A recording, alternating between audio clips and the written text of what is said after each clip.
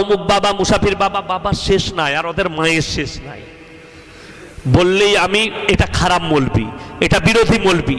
আমি কখনো পীরের বিরোধী নয়, আমি সিস্টেমের বিরুদ্ধের মৌলবি, এটা মাথায় রাখবেন। আমি কোনো পীরের বিরুদ্ধে নয়, হক্কানি পীরের বিরুদ্ধে নয়। কিন্তু তুমি কবরের পাশে বসে মাজারের পাশে গাঁজার টান মারবে আর তোমাকে আমি অলি বলবো, বড় কষ্ট লাগে। আমি যদি মিথ্যা বলি, চলুন আমাদের দেশে, আমার বর্ধমান থেকে আপনার এখানে 131 কিলোমিটার রাস্তা হলো। কত বললাম? বর্ধমান থেকে 131, আমার বাড়ি থেকে হবে 161 কিলোমিটার রাস্তা। তো আমার ভাই, আপনি অবাক হবেন, এখানে 161 কিলোমিটারে 161,000-এর বেশি মাজার আছে। এখানে হাজী সাহেব কে কে আছেন? হাত তুলেন তো। হাজী সাহেব কই? মাশাআল্লাহ, হাজী সাহেব আছেন। আচ্ছা, মক্কায় কটা মাজার দেখে এলেন আপনারা? কথা বলবেন, দেখেছিলেন? মক্কা থেকে মদিনা 470 কিলোমিটার রাস্তা, 450 থেকে 470, একটাও মাজার নাই। জিজ্ঞেস করুন, এরা বলবে মক্কায় ওলি নাই, ওই জন্য মাজার নাই। বলবেন আমাদের দেশের লোক বলে মক্কায় ওলি নাই। আল্লাহর কসম, সেখানে তোমার মতো নয়। হযরতে উসমানে গনি, শোয়েব আল উতবা, হযরতে বেলাল হাবসির মতো বড় বড় জাদরেল সাহাবীরা শুয়ে আছেন, তাদের থেকে বড় ওলি কে হতে পারে? আমার ভাইয়েরা, আমার মায়েরা, বোনেরা শুনেলেন, আমার আল্লাহ রাব্বুল আলামিন যদি একবার চুরি করেন, একবার যদি আপনার দ্বারা ভুল করে চুরি হয়ে যায়, একবার ব্যভিচার করেন, আমার আল্লাহ ইচ্ছা করলে ক্ষমা করতে পারেন। আপনি যদি অন্য পাপ করেন, আমার আল্লাহ ক্ষমা করতে পারেন। কিন্তু কেউ যদি জেনে বুঝে জিদ করে, আল্লাহর সঙ্গে শিরক করে, সে গুনাহ আমার আল্লাহ জীবনে ক্ষমা করবেন না। শিরকের গুনাহ আমার আল্লাহ ক্ষমা করবেন না, কিয়ামতের দিনে কঠিন পাকড়াও করবে। এরপরে আমার ভাইয়েরা, আমার মায়েরা, বোনেরা শুনেলেন, যদি নবীর কবরে যদি চাদর চড়ানো জায়েজ হতো, তোমার মতো টেনার চাদর নয়, আমার নবীর কবরটায় আসমান পর্যন্ত হিরেমতি মুক্ত চাদরে ঢেকে যেত। আমার নবীর কবরে জায়েজ নেই। পৃথিবীর আর কোনো মৌলবি, মোল্লা, পীর ফকিরের কবরের জন্য জায়েজ হতে পারে না। আপনারা চাদর চড়িয়েছিলেন নবীজির কবরে? না। আমার ভাই, আল্লাহ নবীর কবরে সিজদা নেই। পৃথিবীর আর কোনো মৌলবি, মোল্লা, পীর ফকিরের কবরে সিজদা চলতে পারে না। আপনাদের দেশে যতগুলো মোল্লা মুফতি আছে, জিজ্ঞেস করবেন। আমি তো একটা নগণ্য মানুষ, আমার তো আলেমদের জুতো বোয়াতে হবে।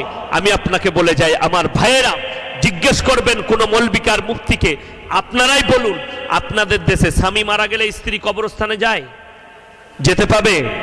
যেতে পাবে না, হারাম। বাপ মরে গেলে বিটি কবরস্থানে যেতে পাবে না, হারাম।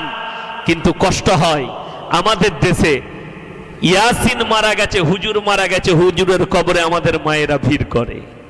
আমি তো একজন পর পুরুষ তোমার স্ত্রীর জন্য, আমার কবরে কেমন করে যেতে পাবে?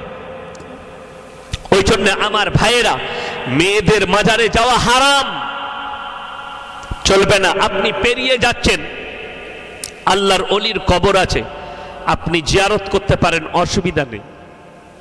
কিন্তু স্পেশাল করে গাড়ি ভাড়া করে আজমির যাচ্ছে, আর তাকে জিজ্ঞেস করুন বাপের কবর কবার জিয়ারত করেছি, বলে হয়নি, সময় হয়নি। হারাম কর, জুতো আর ঝাঁটা খাবি কবর। বড় দুঃখ লাগে।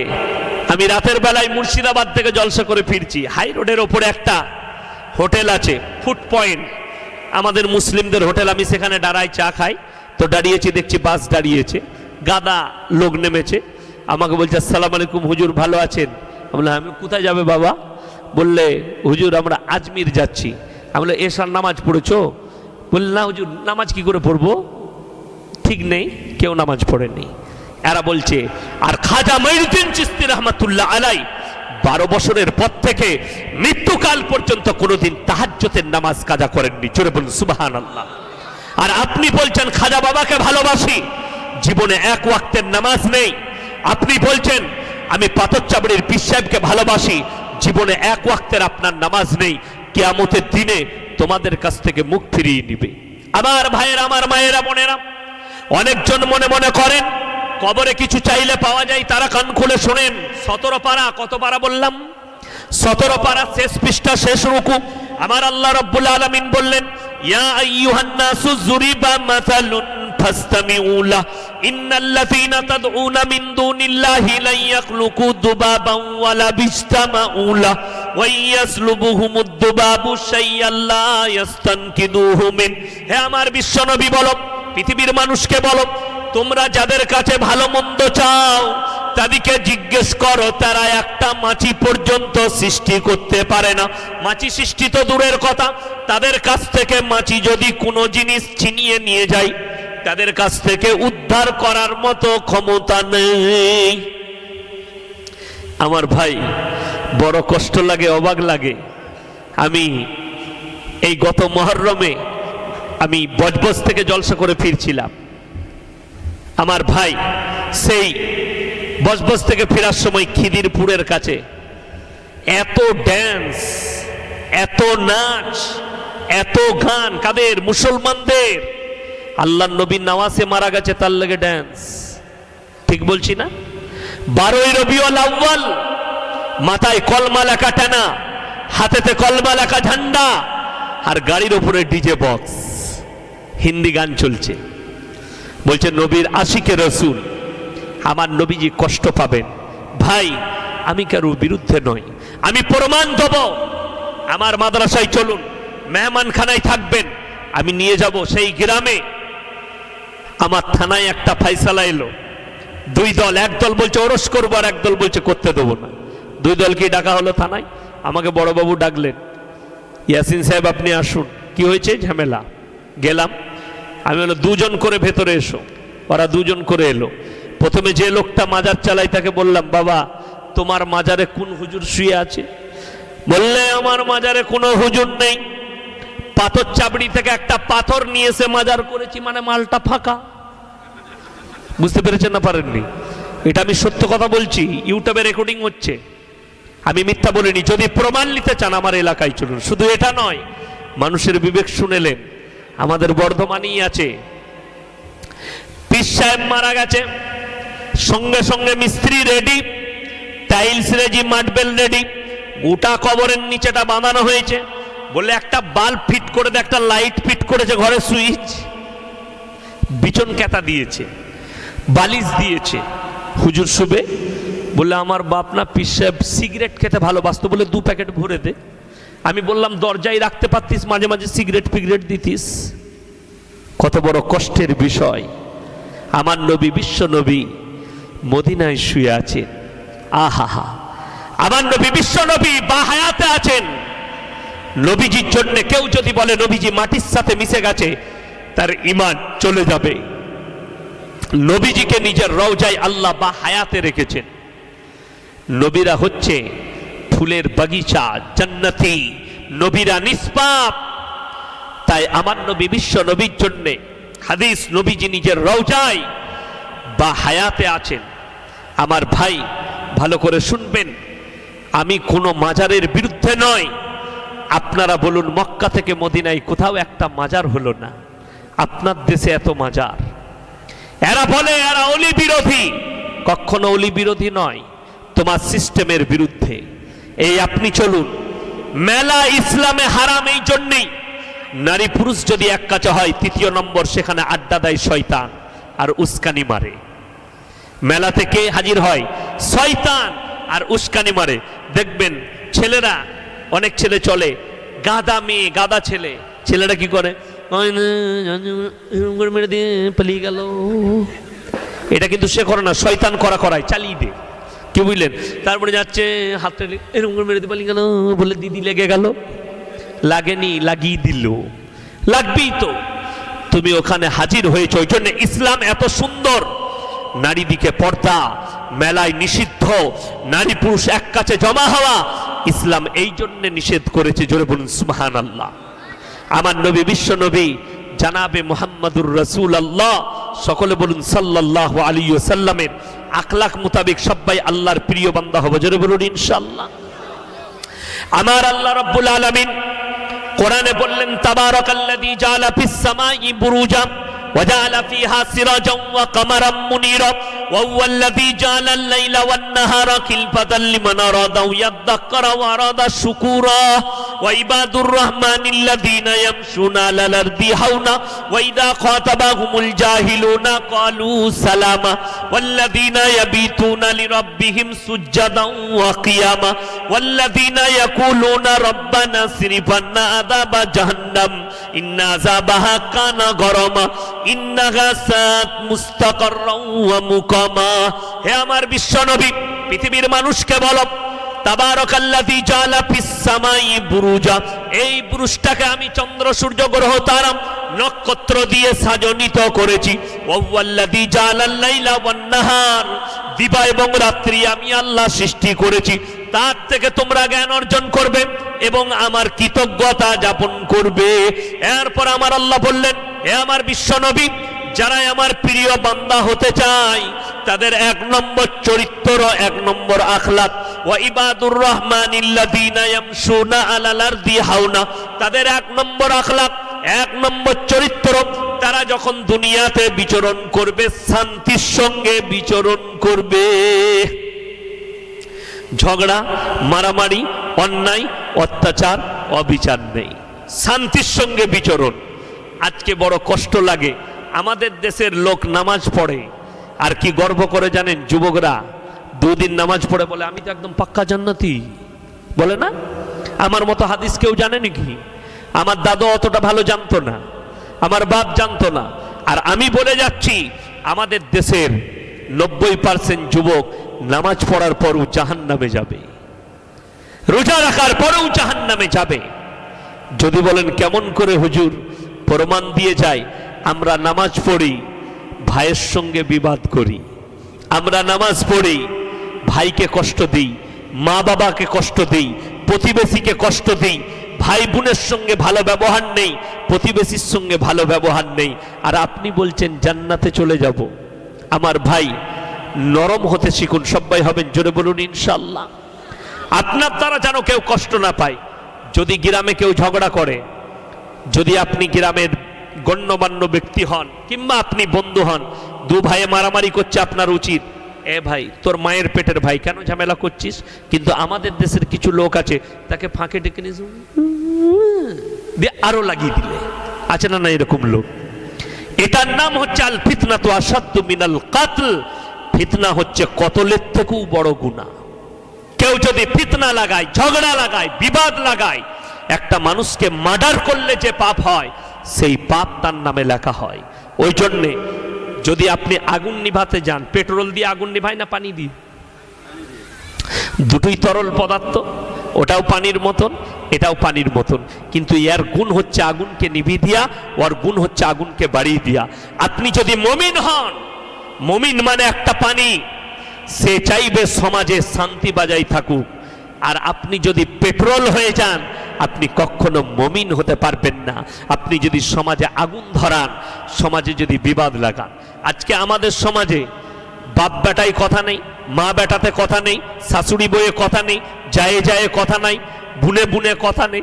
তার কারণ হচ্ছে কেউ কারুর থেকে আমরা কম নাই। সকালবেলায় আমি মাদ্রাসায় ফজরের নামাজ পড়ে এসেছি, ঘুমের ঘোরে আমার চোখ থাকছে না, কিন্তু ক্লাস আমাকে করতে হবে, ক্লাস না হলে হবে না। মাসাই, আমি আমার বাপের মাদ্রাসার শিক্ষক, কিন্তু আমাকে ক্লাস করতে হয়, উপায় নাই। তো আমি ফজরের পরে ক্লাসে বসেছি। আমার গ্রামের একটা বুড়ি মেয়ে এসে দেখলাম বাইরেতে বসে আছে। আমি কামরা থেকে বেরিয়ে এলাম, দরজার সামনে গেটে ঢুকিয়ে আমার কামরা, আর কামরার সামনে আমি ক্লাস করি। তো বসে আছে, আমি বললাম কি হলো? বলছে বাবা ইয়াসিন তুমি? আমি বললাম হ্যাঁ, কি হয়েছে বলো? বলছে বাবা বিরাট বিপদ, তাবিজ লাগবে। আমরা এই সার করেছে, তাবিজ তো আমি লেখি না, মনে মনে ভাবলাম, কিন্তু তাবিজ তাকে লাগবে। আমি বললাম কিসের তাবিজ মা? বললে প্রত্যেক দিন আমার বৌমারা ঝগড়া করে, আমাকে গালি দেয়। আমরা তুমি কি করো? বলে আমু সমানে চালাই, মানে হুকুম লয়।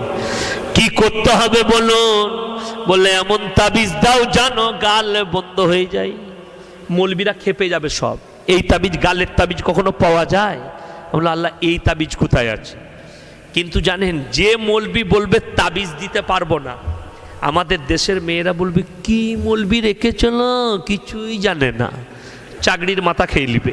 আমি দেখলাম তাবিজাকে একখানা দিই, ঘরের ভেতরে ঢুকে কামরাই ঢুকে আমি এত বড় সাদা কাগজকে নিয়ে নেপটিয়ে এত মোটা করে দিলাম। বলে হুজুর এত মোটা তাবিজ? আমি গালের নয়, ওই জন্য একটু বড় পাড়া। বলে কি করব? আমি যখন 3 দিন পরে তোমার বৌমারা গালি দেবে, তুমি দাঁতে করে দরজা বন্ধ করে ঘরের ভেতরে দাঁতে টিপে বসে থাকবে। কাজ মানে মারাত্মক কাজ হবে, চুপ চলে যাও। চলে গেছে। 2 দিন পরে বাড়িতে ঝগড়া, বৌমারা বাইরে গালি দিচ্ছে, ও দেখছে হুজুর তাবিজ দিয়েছে, দরজা বন্ধ করে দাঁতে করে টিপে বসে আছে। এরা দেখছে এত অ্যাকশন দিচ্ছি, রিয়াকশন নাই কেন থাকবে কি করে? আমি তো মুখে মাল ভর দিয়েছি, তাবিজ ভরে বসে থাক, কথা বলতে পাবি না, একদম চুপচাপ। 1 সপ্তাহ কেটে গেল, 2 সপ্তাহ, 3 সপ্তাহ। তারপরে বৌমারা বলছে কত আর বলবি, কত গালি দিবি? ই যখন কথাই বলে নাই আর ওকে গালি দিয়ে লাভ নাই, যা পাচ্ছে করুক। এরপরে গাল বন্ধ, বলছে হুজুর তাবিজ মারাত্মক কাজে লেগেছে। আমি বললাম মালটা খুলে দেখো, গোটাই ফাঁকা। খুলে দেখছে কিছুই লেখা নাই। বাবা তাহলে কেমন করে কাজ হলো? আমি বললাম হে আমার মা, যদি বৌমা গরম হয় তুমি চুপ করে যাও, আর তুমি গরম হলে বৌমারা চুপ করে গেলে তবে সমাজে শান্তি আসবে। আমাদের সমাজে শুনে নিন, আরবি কিতাবে একটা ঘটনা এসছে, খুব ভালো করে বুঝবেন। একটা গাছ একদম নদীর ওই পার থেকে এপারে পড়েছে, একদম পুরো ঠেকে আছে। 2টো শিয়াল দুদিকে চেপে গেছে, মধ্যখানে হাজির। ও বলছে আমি পেছনে যাব না, ও বলছে আমি পেছনে যাব না, মানে কেউ পেছুবে না। দুজনে মিলে যুক্তি করলে বললে এক কাজ কর, তুই একটু পেছনে চ, আমি একটু পেছনে যাই, ছুটে এসে ধাক্কা মারবো, যে থাকবে সে পেরিয়ে যাবে, যে পড়ে যাবে সে চলে যাবে। ধাক্কা মেরেছে, 2টো মালই পড়লো, আর বাঁচলো দুজনাই। আমার ভাই, যতক্ষণ পর্যন্ত একজন পেছন না হাঁটবে ততক্ষণ পর্যন্ত পেরোনো সম্ভব নয়।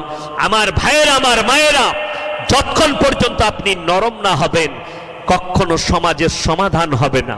যদি বলেন কোরআন শুনান, আমার আল্লাহ রাব্বুল আলামিন নবীজিকে বললেন ফাবিমা রাহমাতিম মিনাল্লাহি লিনতা লাহুম ওয়ালাউ কুনতা ফাজ্জান গালিজান কলবি লান ফাজ্জু মিন হাওলিক। হে আমার বিশ্ব নবী, আমি তোমার হৃদয়টাকে নরম আর কোমল করেছিলাম বলে কেউ কোনোদিন তোমার কাছ থেকে দূরে সরে যায়নি। লান ফাজ্জু মিন হাওলিক। আর আমি যদি তোমাকে কর্কশভাষী করিতাম সবাই তোমার কাছ থেকে দূরে সরে যেত। তোমাকে যদি কর্কশভাষী করিতাম, আল্লাহ নবী যদি মক্কায় বলতেন কলমা পড়বি তা পড়, না হলে দেখ দুবো তলোয়ারে করে, কি বলতো? মেরে দেখো, আমি পড়বো না। কিন্তু আল্লাহর কসম, আমার নবীজিকে রক্তাক্ত করা হয়েছে, নবীজিকে পাথর মারা হয়েছে, নবীজি তাদের জন্য দোয়া করেছেন। আমার ভাইয়েরা, আমার মায়েরা, বোনেরা, আমার নবী বিশ্ব নবী জানাবে মুহাম্মাদুর রাসূলুল্লাহ, সকলে বলুন সাল্লাল্লাহু আলাইহি ওয়াসাল্লাম।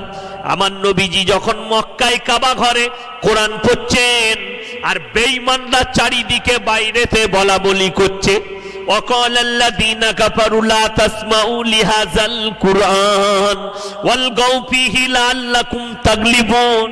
আল্লাহ নবীজির কাছে কোরআনের আয়াত পাঠালেন, হে আমার বিশ্ব নবী, বেঈমানরা বাইরে কি তবলিগ করছে শুনে নাও। কাফেররা কি বলে বেড়াচ্ছে, ওয়াকালাল্লাযীনা কাফারু লা তাসমাউ লিহাযাল কুরআন ওয়ালগাউ ফীহি লাআল্লাকুম তাগলিবুন। নবী যে কোরআন আবৃত্তি করে সে কোরআন তোমরা শ্রবণ করো না, কানে আঙ্গুল দেওয়ার হাততালি মারবে আর কানে আঙ্গুল দেবে, কিন্তু নবীজির কোরআন তোমরা শ্রবণ করো না। আল্লাহর কসম, নবীজি যখন কোরআন পড়তেন আর বেঈমান কাফেররা লুকিয়ে লুকিয়ে নবীজির কোরআন শুনতেন। জোরে বলুন সুবহানাল্লাহ। আমার ভাইরা, আমার মায়েরা, বোনেরা, আমার আল্লাহ কোরআনে বললেন ওয়া ইবাদুর রহমানিল্লাযীনা ইয়ামশুনা আলাল আরদি হাওনা।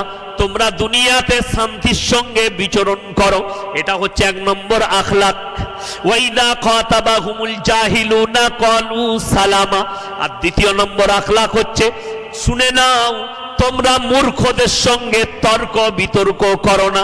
যারা অশিক্ষিত মূর্খ হয়, ইসলাম সম্পর্কে জ্ঞান নেই, কোরআন সম্পর্কে জ্ঞান নেই, দিন সম্পর্কে জ্ঞান নেই, তার সঙ্গে তোমরা তর্ক করো না। তোমরা বলবে আসসালামু আলাইকুম, ভাই পরে কথা হবে বলে সাইড কেটে পালিয়ে যাও, কিন্তু তাদের সঙ্গে তর্ক করো না। 3 নম্বর, ওয়াল্লাযীনা ইয়াবিতুনা লিরাব্বিহিম সুজদান ওয়া কিয়ামা, এবং তারা রাতের অন্ধকারে রাত জেগে কেঁদে কেঁদে আমার ইবাদতে রাত যাপন করে। আমাদের দেশের মানুষ মনে করে হুজুর যখন তাহাজ্জুদের কথা বলে গেল, রাত 11টায় পানির বোতল ভরে বললে, বিবিকে বললে একখান পানির বোতল দাও তো, পকেটে ভরে নিয়ে গলিতে মসজিদে এসে হাজির। ইমাম সাহেব হুজুর বলছে কি ব্যাপার? বলে আজ ফুটিয়ে দেবো, সারা রাত তাহাজ্জুদ পড়বো। ফেরেশতারা বলছে কবরে আই কেলানি খাবি। তাহাজ্জুদ কিন্তু সারা রাত নয়, বুঝতে পেরেছেন না পারেননি? 24 ঘন্টা মসজিদ নয়। যদি 24 ঘন্টা মসজিদে থাকেন, কেউ যদি বলে